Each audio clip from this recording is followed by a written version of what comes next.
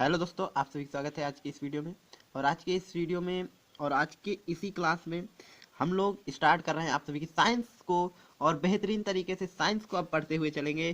जैसा कि अभी तक हम लोगों की सिर्फ मैथ की क्लास हुआ करती थी, अब हम लोग साइंस की क्लास ला रहे हैं आप सभी के लिए। फिर नेक्स्ट वीक से ही, जैसे ही नेक्स्ट वीक से आपके हिंदी की क्लासेस भी स्टार्ट हो जाएंगी। जैसा कि 17 तारीख को आपकी पहली हिंदी क्लास होगी और हिंदी में सबसे पहले हम लोग स्टार्ट करने वाले हैं, या तो हिंदी गद्य पद्य का इतिहास से स्टार्ट करेंगे या फिर आपकी व्याकरण पार्ट उठाएंगे।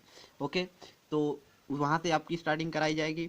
उसके बाद आपकी जो है यहाँ पास आपकी इंग्लिश की भी बहुत ही जल्द क्लास होने वाली है। ठीक है, जैसे ही होली ख़त्म होने के बाद आपकी इंग्लिश की क्लासेस स्टार्ट हो जाएंगी, तो होली के बाद आपकी इंग्लिश की भी क्लासेस हो जाएंगी। इस बार आपके हर एक सब्जेक्ट ऑलमोस्ट की तैयारी करवाने की कोशिश है, जिस पे हमारा प्रयास जारी है। ठीक है, ओनली मैथ को नहीं बल्कि हर सब्जेक्ट को। ठीक है, ताकि आपको कहीं और दूसरे चैनल पे ना जाना पड़े, आपको सिर्फ एक ही जगह हर चीज़ मिल जाए। ठीक है, चलिए स्टार्ट करते हैं। पहला चैप्टर जो है रासायनिक अभिक्रिया एवं समीकरण, केमिकल रिएक्शन एंड इक्वेशन। क्या? Chemical reaction and equation. ठीक है, जिसे हिंदी में कहते हैं रासायनिक अभिक्रियाएं एवं समीकरण। तो सबसे पहले हम लोग बात करते हैं रासायनिक अभिक्रियाएं। अच्छा, चैप्टर का नाम है रासायनिक अभिक्रियाएं एवं समीकरण। तो रासायनिक अभिक्रियाएं होती क्या है? रासायनिक अभिक्रियाएं अगर हैं तो वो होती क्या है? तो रासायनिक अभिक्रियाएं जब मान लीजिए दो या दो से अधिक पदार्थ मिलकर के एक नया पदार्थ बना दे। जब दो पदार्थ मिलकर के एक नया पदार्थ बना दें, उससे ही वहां पास हम क्या कह रहे हैं कि यहाँ पास कोई रासायनिक अभिक्रिया हो रही। ठीक है, जैसे आप लोग क्या करते हैं कि दूध में अगर एक भी नींबू का एक भी बूंद गिर जाए तो वो दही में परिवर्तन हो, तो वहां पास क्या हो, एक रासायनिक अभिक्रिया हुई। लोहे को अगर ऑक्सीजन के संपर्क में यानी पानी के संपर्क में, पानी में ऐसे ही जल होता है, जल में वैसे ही ऑक्सीजन होता है, H2O होता है। जल में क्या होता है, जल का जो फॉर्मूला होता है वो क्या होता है, H2O होता है।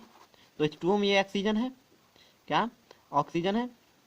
तो ऑक्सीजन यानी जब लोहे को ऑक्सीजन से संपर्क किया जाता है, किससे? ऑक्सीजन से संपर्क किया जाता है, तो लोहे में जंग लगना शुरू हो जाता है। ठीक है, तो यहाँ पास भी एक अभिक्रिया हो रही है। ठीक है, रासायनिक अभिक्रिया हो रही है। लोहे को ऑक्सीजन के साथ संपर्क में लाया जाता है।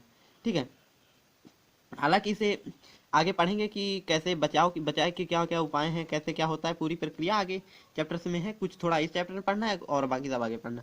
ठीक है, तो चलिए बिना देरी करते हुए पहले इसकी डिफिनेशन से देखते हैं। आपको नोट्स वैसे ही बनाना है जैसे इस पे लिखा हुआ है।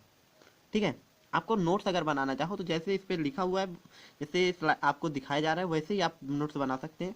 और आप सभी के नोट्स के लिए आपको पीडीएफ हम प्रोवाइड कर देंगे इसका, आप व्हाट्सएप चैनल पे जा करके ज्वाइन हो सकते हैं। ठीक है, वहाँ पास आपको हर सब्जेक्ट की पीडीएफ मिल जाएगी टाइम टू टाइम। ओके, चलो देखिए, जैसे इसकी डिफिनेशन की अगर बात करें तो जब दो या दो से अधिक पदार्थ मिलकर या अभिक्रिया करके नया पदार्थ बनाते हैं तो इस प्रकार की अभिक्रिया को रासायनिक अभिक्रिया कहते हैं।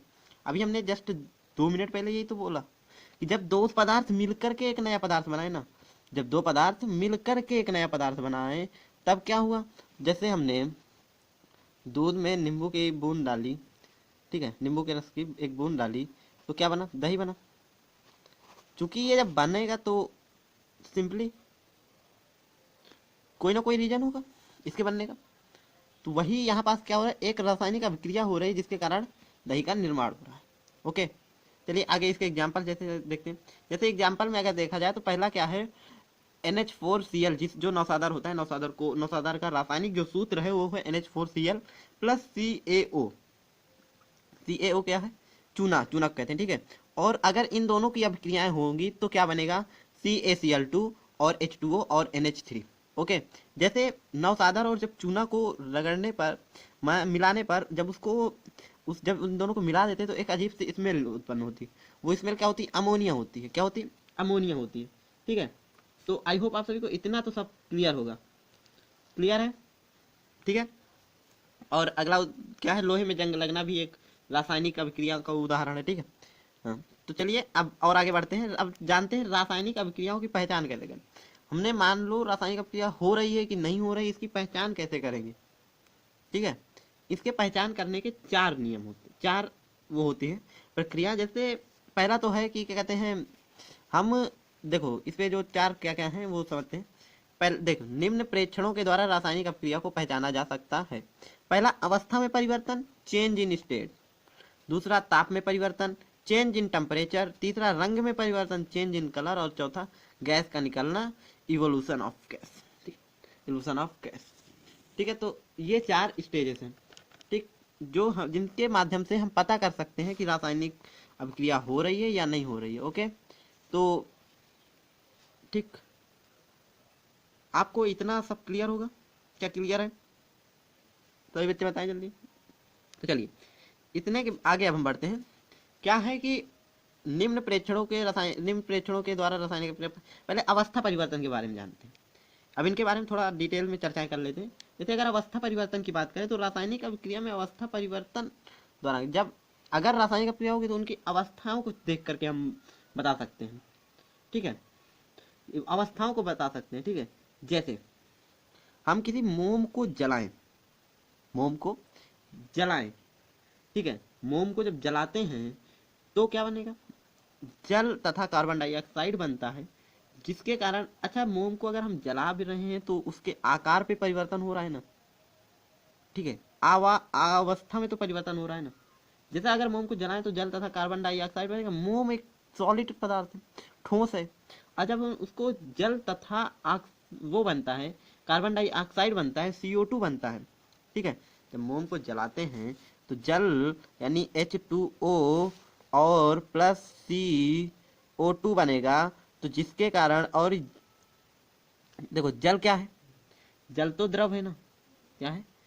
द्रव, द्रव्य, द्रव है, द्रव द्रव। ठीक है, जल क्या है? द्रव, लिक्विड यानी। ठीक है, लिक्विड। और जो CO2 है वो क्या है? गैस है। क्या है? गैस है। ठीक, तो इनकी अवस्थाओं में परिवर्तन हुआ कि नहीं हुआ? तो पहला क्या? अवस्था परिवर्तन, चेंज इन स्टेट। ठीक है, अगर बात करें जब, अब दूसरे की बात कर लेते हैं, ताप में परिवर्तन। ताप में परिवर्तन कब होगा? जैसे देखिए, आप जब इसको कभी भी रासायनिक अभिक्रिया होगी ताप पे परिवर्तन, तो जब कैसे नॉर्मली हम देख सकते हैं उसकी थोड़ा सा चर्चा करते हैं। जैसा कि नॉर्मली अगर बात करें तो आप सभी ने बुझा चूना देखा होगा। तो बुझा हुआ चूना जब जल उस पर डाला जाता है तो अत्यधिक ऊष्मा उत्पन्न होती है। ठीक है, क्या होती है? ऊष्मा उत्पन्न होती है। ठीक है, और ये जो जब देखते होंगे तो बुझा हुआ चूना तो पहले तो ऐसे नॉर्मली कोई उस पर ताप वगैरह नहीं रहता। जब उस पर पानी डालते हैं तो उसके बाद वो काफ़ी गर्म हो जाता है। ठीक है, तो यहाँ पास क्या हो रहा है कि उसके ताप में परिवर्तन हो रहा है। क्या ताप में परिवर्तन हो रहा है? तो क्या कह सकते हैं? Change in temperature. यहाँ पास पता चल रहा है कि एक रासायनिक अभिक्रिया हो रही है। ओके, दूसरे नंबर पे बात करें रंग में परिवर्तन। क्या? रंग में परिवर्तन। ठीक है, तो अगर रंग में परिवर्तन कैसे? देखिए, जब हम लोग जब साइट्रिक अम्ल को पोटेशियम पर मैग्नेट के साथ, क्या, जब साइट्रिक अम्ल को पोटेशियम पर मैग्नेट के साथ क्रिया कराते हैं तो वहां पास क्या बनता है? क्या बनेगा हमारा? जब पोटेशियम या पोटेशियम पर मैग्नेट का जो सूत्र होता है वो KMnO4 होता है। ठीक है, जब इसके साथ अब क्रिया कराते हैं तो पोटेशियम पर मैग्नेट विलयन का, पोटेशियम पर मैग्नेट एक विलयन है जिसका जो बैगनी रंग होता है वो गायब हो जाता है। ओके, पोटेशियम परमैंगनेट का बैगनी रंग जो है वो गायब हो जाता है। ठीक है, अब बात करते हैं गैस का निकलना। गैस का निकलना, ठीक है, देखिए अब जब गैस का निकलना तो गैस भी निकलेगी इस पे, तो गैस निकलेगी, कुछ प्राप्त होगा वगैरह वगैरह, इस तरह काफ़ी सारी चीज़ें। तो गैस का निकलना कैसे होगा, इसके माध्यम से कैसे हम बता सकते हैं? देखो, जब हम लोग दानेदार जिंक की अभिक्रिया HCl यानी तनु हाइड्रोक्लोरिक अम्ल से कराते हैं, ठीक है, कराने पर हाइड्रोजन गैस के बुलबुले उत्पन्न होते हैं। जब हम लोग दानेदार जिंक की अभिक्रिया किससे कराते हैं? HCl से।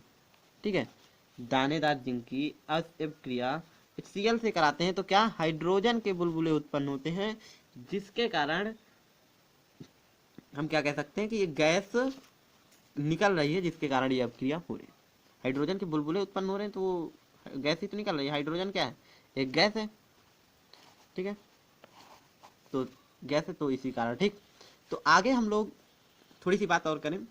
एक चीज आप लोगों को और बताना चाहेंगे यहाँ पास हम, कि जो है इस पे थोड़ा सा आगे, क्या हम लोग उतनी देर से बात कर रहे हैं कि रासायनिक अभिक्रिया होती है। ठीक है, रासायनिक अभिक्रिया में दो पदार्थों को मिला करके एक नया पदार्थ बनता है। तो ये जो दो पदार्थ हम लोग मिलाते हैं या जो नया पदार्थ बनता है उसको साइंस की भाषा में क्या कहते हैं। तो देखिए, जैसे मैंने एक अभिक्रिया लिखी, क्या क्या लिखा, O C+O2 इक्वल CO2, ये मैंने एक अभिक्रिया लिखी। ठीक है, तो इस पे ये जो दो पदार्थ हैं जो ये हैं, ये क्या कहलाते हैं, ये कहलाते हैं अभिकारक। क्या, अभिकारक। और ये क्या होता है, ये होता है उत्पाद। क्या, जो इधर के यहाँ इक्वल भी आप साइन लगा सकते हैं या ऐसे एरो का तीर का भी निशान लगा सकते हैं। ठीक है, दोनों ही मान्य होते हैं। ठीक है, चाहे आप जैसा लगा सकते हैं, चाहे तो इसको इस प्रकार लिख दीजिए C+O2 एरो करके CO2, या लिख दीजिए C+O2 इक्वल CO2। ठीक है, तो ये जो दोनों होंगे ये क्या होंगे, उत्पाद होंगे। और ये जो क्या होंगे इधर के, ये क्या होंगे, अभिकारक होते हैं। क्या, अभिकारक। ओके, तो इतनी बात आप सभी को आई होप क्लियर होगी। ठीक, जैसा कि यहाँ पास लिखा हुआ है, रासायनिक अभिक्रिया में भाग लेने वाले पदार्थों को अभिकारक, रिएक्टेंट तथा बनने वाले उत्पादों को उत्पाद या प्रोडक्ट कहा जाता है। ठीक है, ओके, तो आज की जो वीडियो है ये यहीं पास एंड होने वाली है। ठीक है, आज हमारा सिर्फ एम था रासायनिक अभिक्रिया को जानने का। अगले नेक्स्ट वीडियो पे हम लोग रासायनिक समीकरण के बारे में जानेंगे, फिर उसको संतुलित कैसे करते हैं उसको जानेंगे, इसको लिखने की विधियों के बारे में भी जानेंगे, इसकी कमियां जानेंगे, क्या क्या कमियां हैं, उनको कमियों को दूर कैसे करते हैं, वो चाहिए जानेंगे। फिर उसके बाद हम लोग आगे बढ़ेंगे रासायनिक अभिक्रियाओं के प्रकार के बारे में। ठीक है, तो आज हमने जितना पढ़ा उसका एक जल्दी से शॉर्ट रिवीजन कर लेते हैं, और क्लास के एंड होने के बाद आप लोग रिवीजन जरूर करिएगा, नोट्स जरूर बनाइएगा। नोट्स आपको, आप हमारे जो है जाएंगे व्हाट्सएप चैनल पे, वहाँ पास आपको नोट्स ऑलरेडी डाल चुके हैं, वहाँ पास आप जा करके देख सकते हैं। ठीक है, तो व्हाट्सएप चैनल की लिंक आपको डिस्क्रिप्शन बॉक्स में मिल जाएगी। तो चलिए एक बार इसका जल्दी से रिवीजन कर लेते हैं, हमने आज पढ़ा क्या क्या।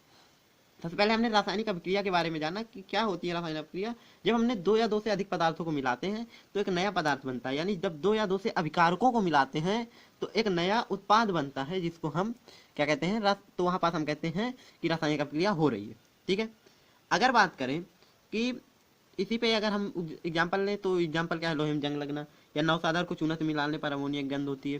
ठीक है, दूध का दही में परिवर्तन, ये भी एक रासायनिक अभिक्रिया है। अब रासायनिक अभिक्रिया की हम पहचान कैसे करेंगे कि रासायनिक अभिक्रिया हो रही है या नहीं हो रही। तो देखिए, सबसे पहले इसका एक क्या है, change in state, change in temperature, change in colour और इलोशन ऑफ गैस। ठीक है, अवस्था में परिवर्तन अगर हो रहा है तो हम कहेंगे कि यहाँ पास रासायनिक अभिक्रिया हो रही है। ताप में परिवर्तन हो रहा है तो कहेंगे कि रासायनिक अभिक्रिया हो रही है। रंग में परिवर्तन हो रहा है तो भी कहेंगे कि रासायनिक अभिक्रिया हो रही है। गैस अगर निकल रही है तो भी कहेंगे कि यहाँ पास रासायनिक अभिक्रिया हो रही है।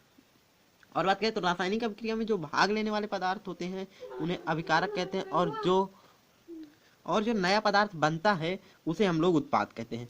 ठीक है, या प्रोडक्ट कहते हैं। ठीक है, और यही पास इतनी सारी जानकारी आपको एक शॉर्ट नोट्स में, जैसा कि 1 मिनट में हम लोगों ने पूरा जितना पढ़ा वो पूरा रिवीजन हो चुका। ओके, आप लोग भी करिए रिवीजन। ठीक है, तो चलिए मिलते हैं अगले क्लास पे। और आपकी अभी 2-3 दिन लगातार जो है साइंस की क्लास होने वाली है, तो उनको जरूर अटेम्प्ट करिए। एक दिन में एक क्लास होती है, ज़्यादा क्लासेस नहीं होती। ठीक है, तो ज़्यादा अटेम्प्ट कर, ज़्यादा आपको कोई दिक्कत तो होनी नहीं चाहिए। आपका जहाँ तक सितंबर अक्टूबर तक में आपका कोर्स पूरा खत्म हो जाएगा। एक क्लास ही होगी, ज़्यादा नहीं होगी। फिर भी आपका जो है अक्टूबर नवंबर तक तो हर हाल में फाइनली कोर्स हो जाएगा। दिसंबर से आपके 1 शॉट चालू हो जाएंगे। ठीक है, तो चलिए फिर आगे मिलते हैं नेक्स्ट वीडियो में। Tata, bye bye, see you.